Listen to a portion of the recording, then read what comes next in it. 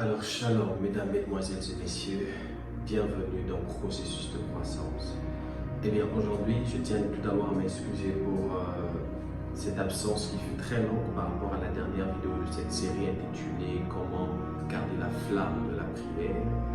Alors, je tiens tout d'abord, avant d'aller dans le tréfonds de mes propos, autant pour moi, à inviter toutes les personnes qui n'ont pas eu la possibilité de regarder les vidéos précédentes d'aller le faire sur ma page Facebook Asaf Mounilidoy, juste en dessous, et sur ma page, ma chaîne Autant pour moi, YouTube qui va s'afficher juste ici.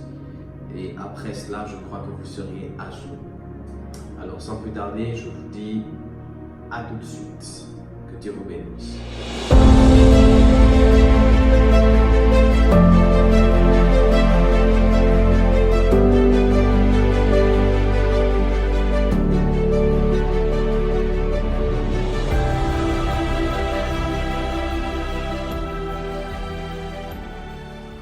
Rebonjour. Ici, aujourd'hui, je vais vous parler de deux choses pour être précis. Et je crois que nous allons revenir nous aurons aussi la capacité, autant pour moi, d'annoncer le futur programme, au moins la prochaine série, la thématique qui va constituer notre prochaine série dans le processus de croissance. Alors, nous sommes dans comment garder la flamme et je vais simplement parler d'un seul sujet, à savoir les heures. Il est important de savoir que si on veut garder la flamme dans la prière, on doit se faire rigueur dans la notion des heures de prière. Et je répète, la notion des heures de prière. Alors, je tiens à vous partager une phrase qui a été pour moi très importante et qui me garde jusqu'aujourd'hui, c'est celle-ci. Ta relation avec Dieu, elle est plus importante que tout. Ta relation avec Dieu est plus importante que tes études. Ta relation avec Dieu est plus importante que ta relation familiale. Ta relation avec Dieu prime sur tout. Et j'aimerais que tu gardes ça dans ta tête. Je reprends. Ta relation avec Dieu est plus importante que tout. Ça veut dire que tu dois d'abord te battre à te concentrer. Tu dois d'abord te battre à maximiser sur ta relation avec Dieu avant toute autre chose. Ça veut dire que tu dois d'abord être plus conscient. Tu dois être plus conscient, plus consciente de ta relation avec Dieu. Excusez-moi. Je suis en train de dire ici aux gens que pour aller plus loin dans la prière, pour être un homme de prière, une femme de prière, nous devons tout d'abord apprendre à faire passer notre relation avec Dieu en première position. C'est la première clé, en première position. Et par rapport à ça, il y a le respect des heures de prière. Tu peux avoir des moments où tu pries à 2 heures, 3 heures, 5 heures, 4 heures, 9 heures, quel que soit ton heure de prière, et tu dois t'efforcer à respecter ça.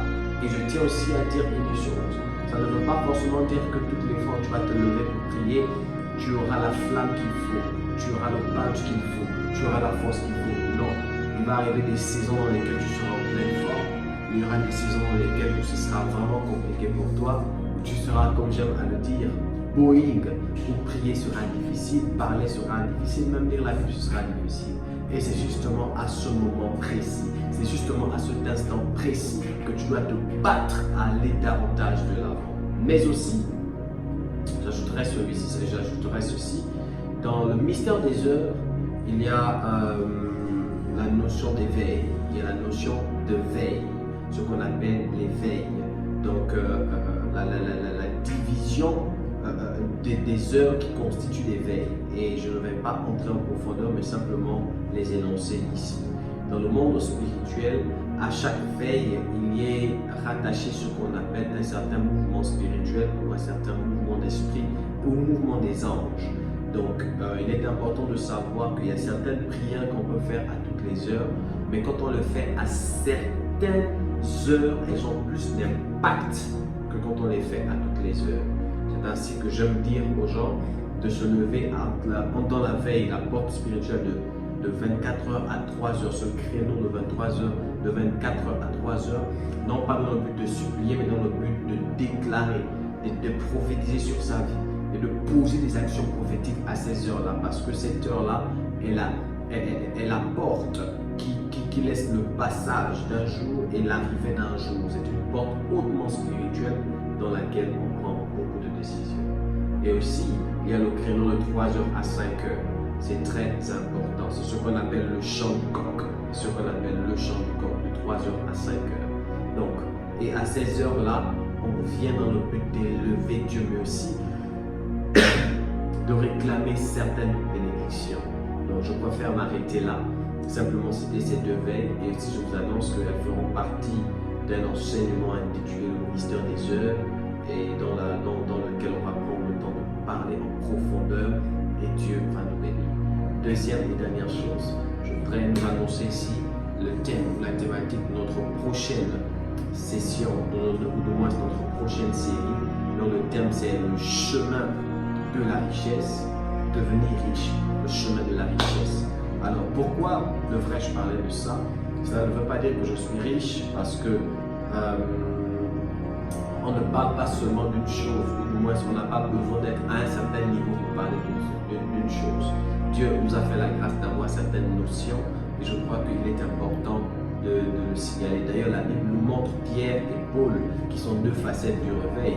Pierre, lui, qui a passé des moments avec Jésus. C'est Pierre qui a bu la Sainte Seine avec Jésus, mais c'est Paul qui a expliqué la Sainte Seine. C'est Pierre qui était marié, dont la Bible dit que Jésus a prié pour sa belle-mère. Mais c'est Paul qui a parlé du mariage. C'est Paul qui a expliqué les mystères du mariage. Comme on peut dire, Paul, lui, qui n'était pas marié, qui était célibataire, il a expliqué les mystères du mariage que Pierre, qui était marié, n'a pas expliqué.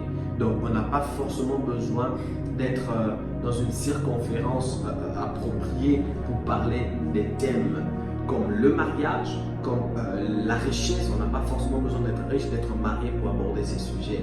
Et à cela, je nous annonce la prochaine session, le chemin de la richesse, dans lequel, ou du moins dans laquelle, excusez-moi, on va se dire des vérités pratiques, choquantes, spirituelles, qui vont nous aider à développer non seulement notre mindset, mais aussi à devenir des hommes et des femmes influents. Sur ce, que Dieu vous bénisse. On se voit très bientôt, parce que je suis de retour. Que Dieu vous bénisse. Shalom.